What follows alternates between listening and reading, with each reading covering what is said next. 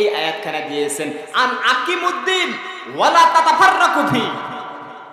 এই আয়াতখানা এক নয়, দুই নয়, হাদিসের কথা থেকে পাওয়া যায় 15 জন নবীর উপরে এই একই আয়াত নাজিল হয়েছে। আল্লাহু আকবার। তাহলে আয়াতটার মর্যাদা কি কম নাকি বেশি?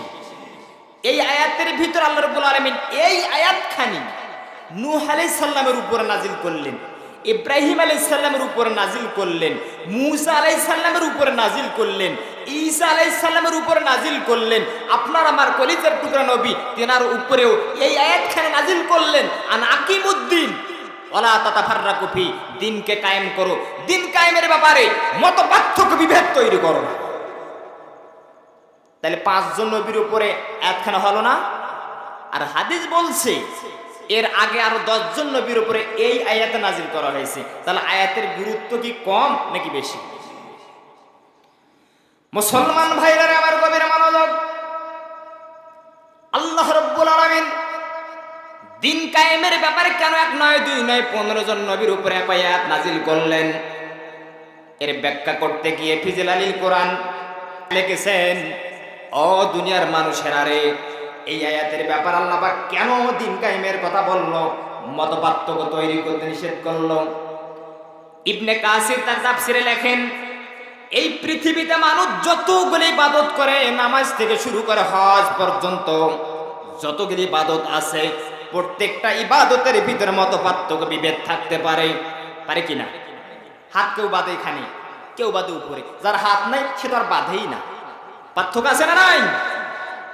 রোজার ব্যাপারে পার্থক্য থাকতে পারে।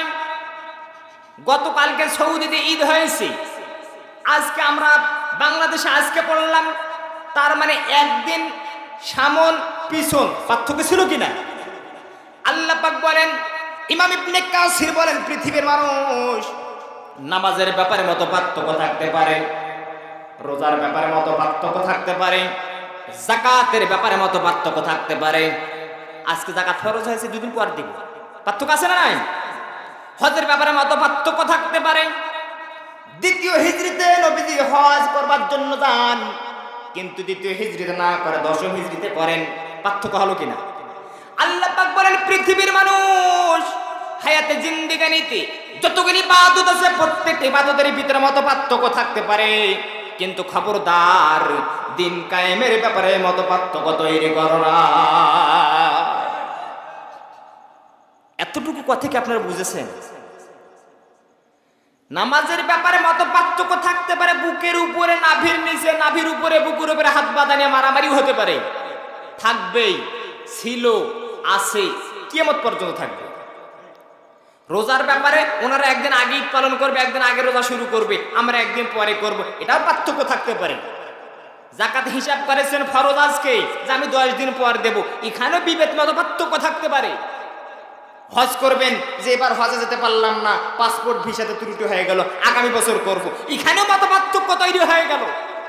আল্লাহ পাক বললেন, দিন কায়েমের ব্যাপারে যদি মত পার্থক্য তৈরি কর, আং তাহাবাত আমালুহুম, জিন্দেগানির সম্পূর্ণ আমলগুলোকে আমি আল্লাহ পাক নষ্ট করে দিব। নাউযুবিল্লাহ বলেন সকলেই। তাহলে নামাজের ব্যাপারে, রোজার ব্যাপারে, হজের ব্যাপারে মত পার্থক্য থাকলেও দিন কায়েমের ব্যাপারে মত পার্থক্য তৈরি করা যাবে? এইটা আছে মূল পয়েন্ট। দিন কায়েমের পক্ষে আপনাকে কাজ করতে হবে। এখন দিন কায়েমের পক্ষে আপনি কাজ করবেন কেমনে? নিশ্চয়ই দলবদ্ধ হিসাবে। কারণ আপনি একাই যদি কাজ করতে চান, বাতিল শক্তি আপনাকে এমন ভাবে নাড়া দিবে, আপনি স্থান পাবেন না, হাওয়ায় বাতাসে উড়ে গিয়ে পড়বেন, ঠিক কিনা?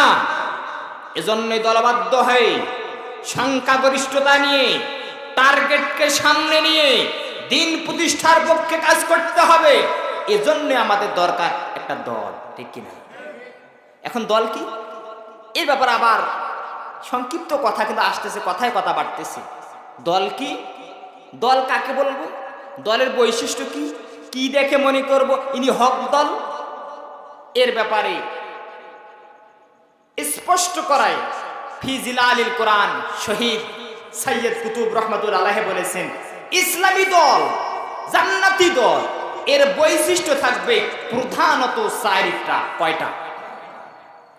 এক, দলের একটা নাম লাগবে। কি লাগবে? আমাদের দলের নাম হিজবুল্লাহ, আল্লাহর দল। সুবহানাল্লাহ বলেন সকলে। দলের একজন লিডার লাগবে। আপনার আমার দলের লিডারের নাম আছে নবী মুহাম্মদুর। দলের একটা অফিস লাগবে। আপনার আমার দলের অফিস এই যেখানে বসছি, মসজিদ। আল্লাহু আকবার। দলের একটা প্রতীক লাগবে। প্রতীকটা কি? ফিজিলালিল কোরআন শহীদ সাইয়্যিদ কুতুব বলেন, দলের প্রতীক হলো নবীজির সুন্নাত। আল্লাহু আকবার। একটা দলের নাম হলো আমরা আল্লাহর দল। দলের নাম লাগবে আল্লাহর দল। দলের লিডার লাগবে, লিডার হচ্ছে নবী মুহাম্মদ রাসূলুল্লাহ। দলের একটা অফিস লাগবে, অফিস হলো মসজিদ। দলের একটা প্রতীক লাগবে, এই প্রতীকটা হলো নূর নবীজির সুন্নাত। আরেকবার বলেন সুবহানাল্লাহ। কয়টা বৈশিষ্ট্য পাইলেন? এই চারটে কর্মকাণ্ড, এই চারটে বৈশিষ্ট্য বাংলাদেশের ভিতরে যেই দলের ভিতরে মিলে যাবে, আবারও বলছি, যেই দলের ভিতরে মিলে যাবে, ইসলামের দৃষ্টিকোণ থেকে বুঝবেন এটাই সঠিক দল। সুবহানাল্লাহ কোন